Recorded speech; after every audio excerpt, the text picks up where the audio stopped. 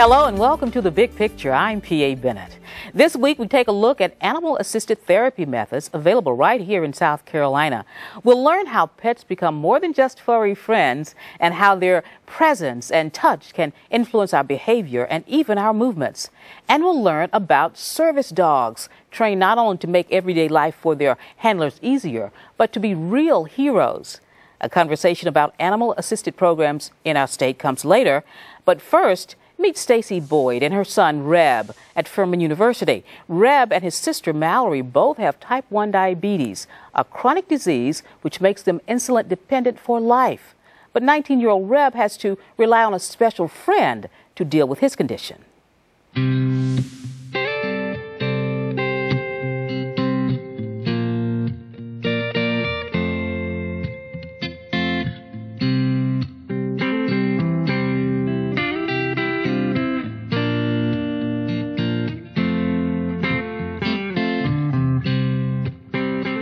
If I don't realize my blood sugar is low in the middle of the night, I'll have a seizure, and then someone has to get up and give me some type of sugar, whether it be a juice box, a glucose shot, a glucose tab, some form of sugar.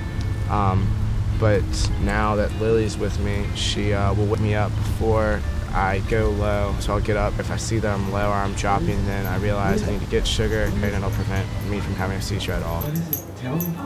Oh, do I need to check? Do I need to check? Is that what it is? Type 1 diabetes is when the pancreas does not produce the insulin, and so it has to be artificially given to the person. I've had it since 4th grade, so about 10 years now. So overall, it's just been, I've just started to get used to it, I guess. You have to change your eating, make sure you're always watching out what your blood sugar is doing, if it's going high or low. So you do change your lifestyle, but you get used to it over time.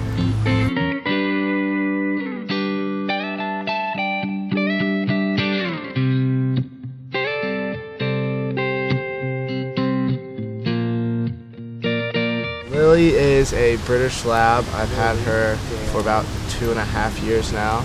She goes everywhere with me most of the time, and she alerts to high and low blood sugars using her nose through scent, just like she'd be searching for any other thing, but she's just accustomed to the scent of a low blood sugar or a high blood sugar now, and she does great ever since.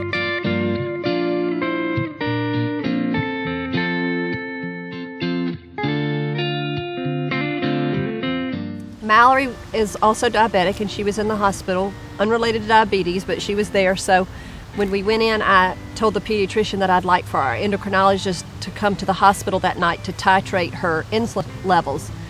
And so she did, and when she came in to see Mallory, she said she's going to do fine. She had stomach issues. My husband, Richard, said, I'm not really worried about Mallory. I'm worried about Reb going to college in 1.5 years.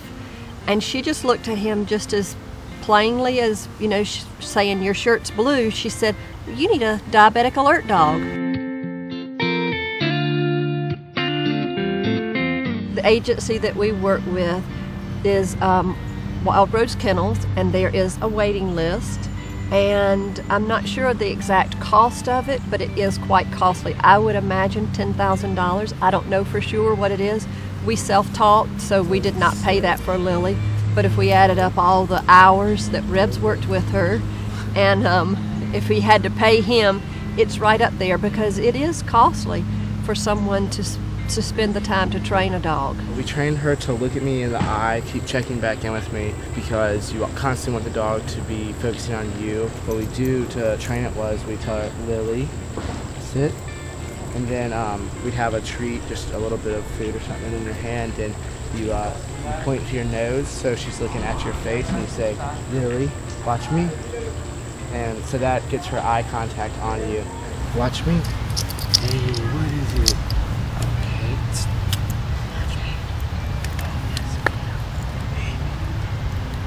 And so she's now focused primarily on the blood sugar. Blue. What is it, babe? And so when you check and you say,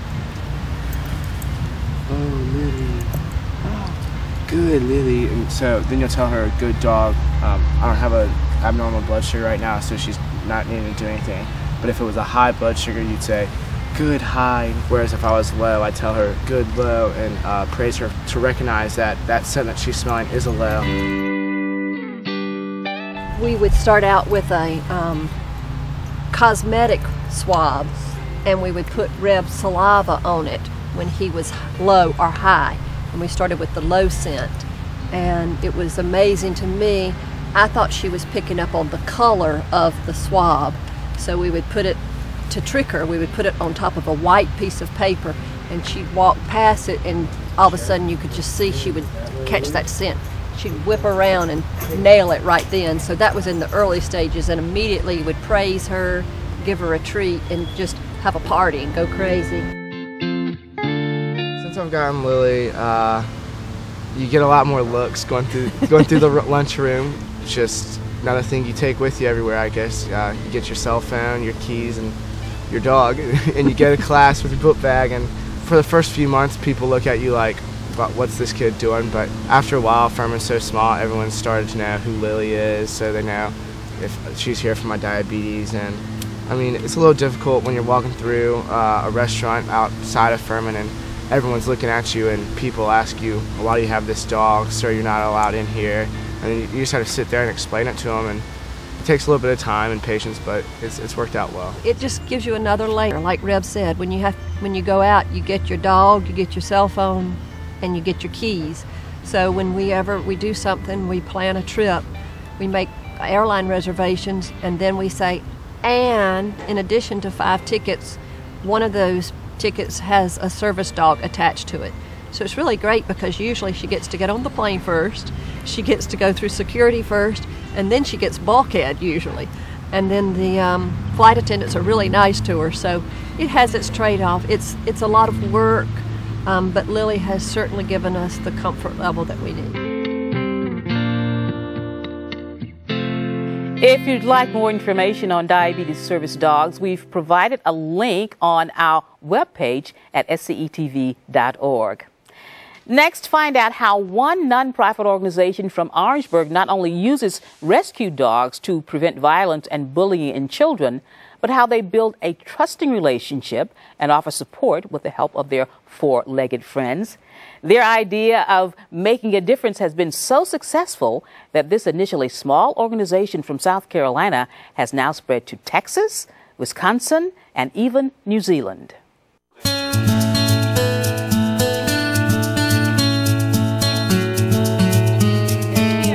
When we first come in, we tell the dog's story, and we say, this is a dog nobody wanted. Everyone had given up on this dog. And look at this dog today. He is important. He has this important job. He goes all over the state working with kids.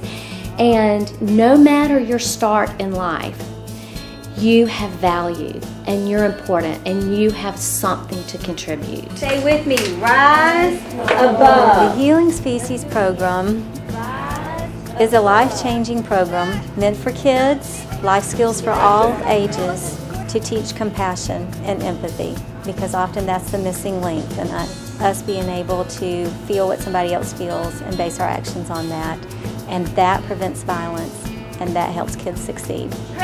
We take kids from the point of realizing they may have been hurt, and if so, they need to tell, they need to speak up for themselves. Just as Gravy, the dog that Sherry found that is a mascot for the program, that really was a key component of starting the program, she spoke up for Gravy, and Gravy's life then was turned around. And we empower kids, you speak up if you've been hurt. We bring in animals all the way through, so the kids are connected, they love animals, they connect with animals, so the lessons and the story points they can almost remember verbatim, because the dog actually in the classroom is a live visual aid, and then the other animal stories and videos that we do. And it just keeps building, and to the point where we teach them life skills to then be a voice for somebody else, so that they can change things not only for themselves but for other people, and that's really power. He loves that gentle pat. Oh, I think he'd rather have his tummy rubbed than anything. The relationship among the children before and after healing species is often one of the biggest things we see is that we diffuse the power of the bully, that we explain that a bully is actually someone who is hurting inside, and all they know how to do is then try to hurt you and make you feel small or make you feel embarrassed, and that you don't have to react to the bully. I've learned that, like, you really shouldn't stoop to their level because that's just giving them power, and you need to walk away with as much power as you can. So I don't think it's really gonna be easy to say no, but it's easy to turn away and walk away from them. Yeah, it's easy to do that, but it's kind of hard to say no to them though. Yeah, especially like your best friend or something. It's gonna be kind of hard to say no to them, but you can always talk your friend into coming to do something else for you. We've had several formal outside evaluations conducted on the effectiveness of the program, and a recent study done by a University of South Carolina sociology student getting her PhD, she found that across the board, the students who went through the Healing Species program showed a 55% decrease in out-of-school suspensions. Acts of empathy increased 42%, and acts of aggression decreased by 62%. And from what I understand, those are some pretty high numbers to affect change in youth. So we know from these formal studies that we are seeing results and changes in these kids. I've just learned that, like, really giving love is important, and just the littlest things sometimes can mean the world to somebody, and just to always try to do as many caring things as you can and just look out for other people. That you have to care for dogs and love and forgive. And I learned that that you have to keep the dog, that you have to keep your heart together. There's such a calming influence on everybody. Even me, it helps me out as much as the kids, I think. But it's such a calming influence, it even lasts for like the next day. I saw an immediate change with the children, that just by the presence of the dog in the room lets the children know that there's someone that they can care for, that loves them no matter what, and that the dogs have been trained so well to go up to the children and interact with them that it's just remarkable. The children talk about it for days afterwards. Certainly the dogs that participate in the program have been rescued. They all have to have a rescue story. I think hopefully maybe we're beginning to bring light just within society at large that some of the most precious dogs are mixed breed, stray, unwanted dogs, that you by no means need to have a purebred, bought dog for it to be the love of your life and the most giving, wonderful companion in the world. And really, even if that's all we ever did, I would be so pleased. But we take it so much more. These children learn that every life is precious and that they have the power to make a difference. We even have a lesson on if you have the option to stomp a cricket or to not kill a cricket, that the better choice is to preserve life, that life is precious. Most of these wonderful dogs at the Healing Species are for adoption, so for more information, go to our website at scetv.org. Next, we travel to Lander University in Greenwood to learn about a breakthrough therapy done with horses. The Burton Center for Disabilities and the Lander University Equestrian Center began a partnership a few years ago and have been making a difference ever since. We'll first introduce you to Ryan Cockrell, a superb athlete who suffered a traumatic brain injury during his childhood. His great sense of humor and positive outlook on life never changed, but what did was his ability to walk. Let's learn how hippotherapy helps him.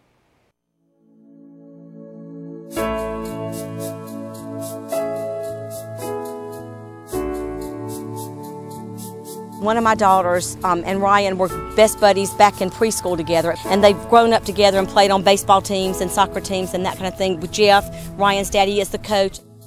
He was an unbelievable athlete. He was so good, he was pitching at the high school level when he was in middle school when he got injured. Ryan's been injured for 10 years. We've done physical therapy, occupational therapy, speech therapy, pool therapy, vision therapy, and Ryan says that this gives him a chance to be normal. I like riding horses because I get a sense of freedom. Every parent in the world wants their child to have the best life they can have. And we all struggle and strive as parents, you know, to do that. And I think they have just gone above and beyond, and they are awesome, awesome parents.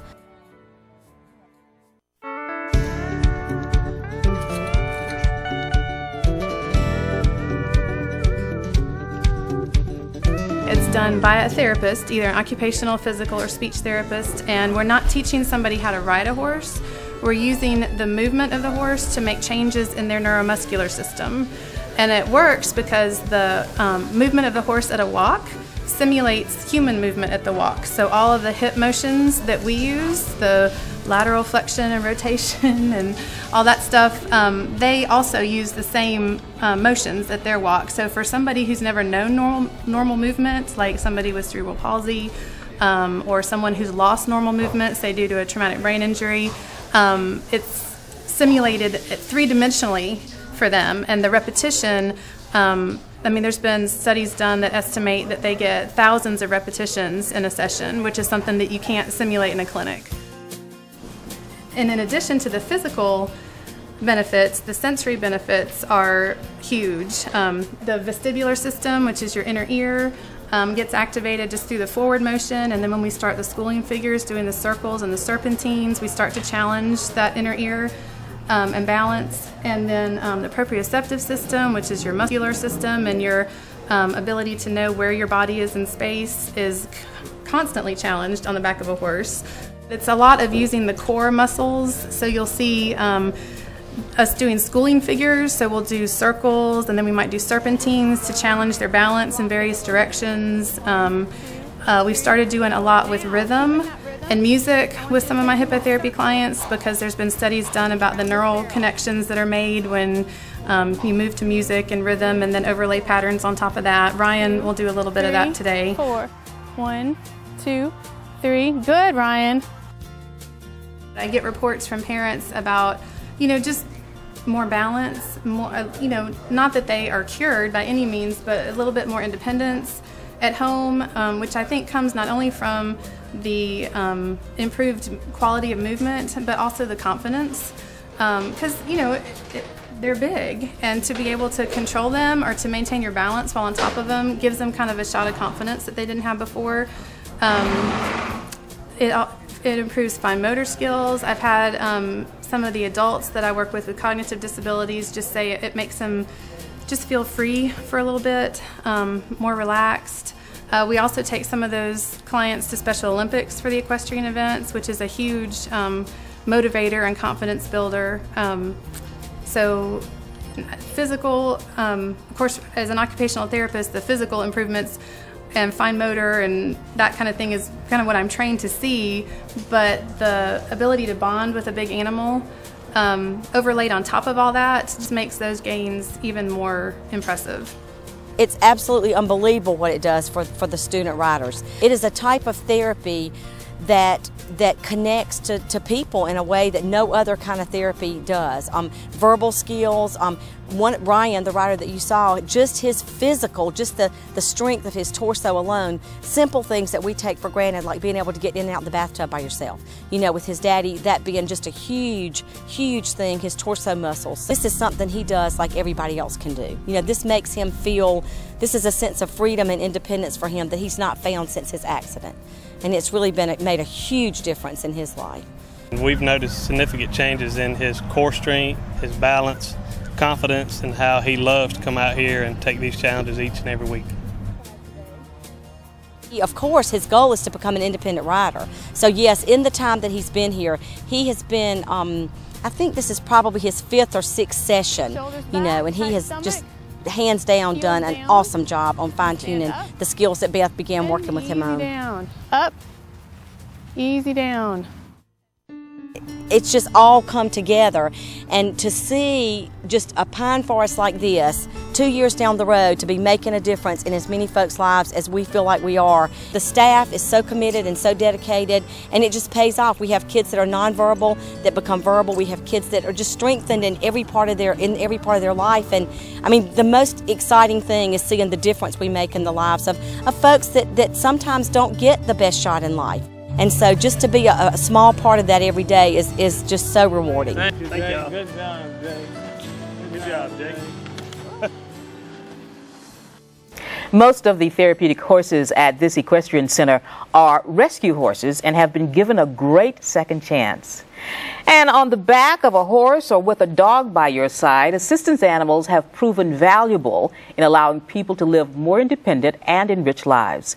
In the studio now is Jennifer Rogers, and Jennifer is the founder and executive director of PALS here in Columbia, and PALS stands for Palmetto Animal Assisted Life Services. Thank you for being with us today. It's our pleasure. Thank you. Tell us about PALS. Exactly what is PALS there to do? Well, PALS does provide animal-assisted activities while we're training dogs to become service animals. So we really have two different goals. While the dogs are in training to become a life-changing partner for somebody for 8 to 10 years, during that 2-year training period, we produce a lot of community programs to touch a lot of lives. So you're training dogs to help people just through daily life activities. Now, so when you say a service or an assistance dog, what exactly are some of the kinds of things that they do for people, and who would qualify to get a service or assistance animal? Well, PALS trains 5 different types of assistance animals, and the first one would be considered a service dog for mobility challenges. So an example of this would be somebody who's in a wheelchair or somebody who uses a cane, and the dog literally replaces their leg or arm movement depending on what the person needs by turning on lights or retrieving objects or even hitting an emergency phone if they were to have an accident and they were alone. A second type is for service dogs for children with autism, and these dogs can provide a lot of comforting pressure by pressing on different body parts when the child becomes anxious, especially when they're out in public. And they can also be integrated into their therapy goals that they use at home for even self-care skills, for example. A third type is for post-traumatic stress disorder, and so we have a lot of local soldiers that are coming back and medically retiring, and they're having a lot of hard times getting back out into the real civilian world, and the dogs can also provide that stress relief for them as well as do physical behaviors that help them, whether that's turning on the lights instead of walking into a dark and startling environment. We also have dogs that help facilities, and those dogs might go to a physical therapist or a recreational therapist, a special education teacher, or even work in different counseling services. So we have a special guest, a really special guest with us. RC is here, and RC is one of your assistance dogs. Can RC do something for us? Sure, if we can wake her up. Yeah. RC, all right. She's actually being a perfect service dog right now. They just blend into the floor until you need them, and once you call them, they come and wake up for you. So that's part of her job too.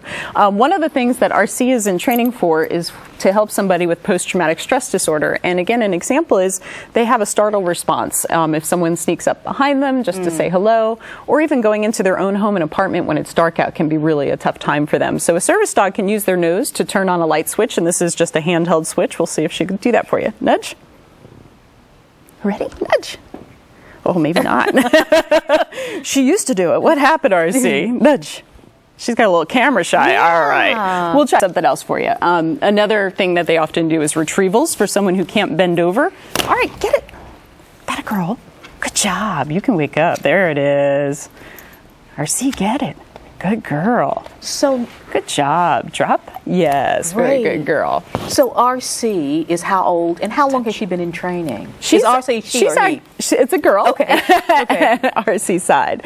RC is 2 years old. She actually just had her 2nd birthday, and she was born into our program. So she actually started her training when she was just 3 days old. I know a lot of people would benefit from your service. How do people get in contact with you to know more about what you do and take advantage of your services? Well, we have a really informative website. That's a good starting point for anyone who's interested in either volunteering with the program or, in fact, applying for a service dog, and that's www.paals.org.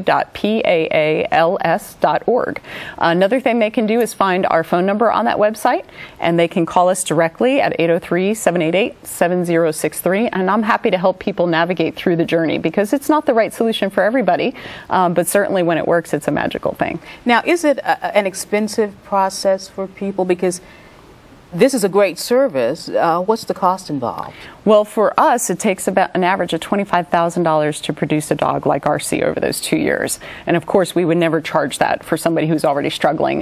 We're a 501c3, so we're a charity, and people make tax-deductible donations to our program to help keep those costs down. So if you're somebody who needs the help, cost should never prohibit that.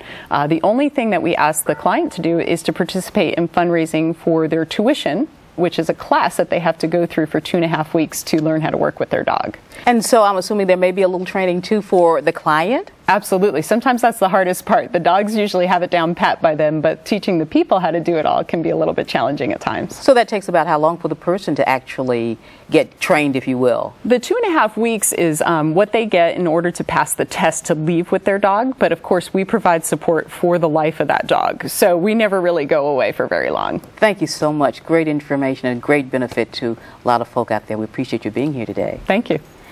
And animal-assisted programs provide a wide range of services to almost any kind of disabilities or needs. If you'd like more information on the subject, we have some resources on our website. Just go to scetv.org.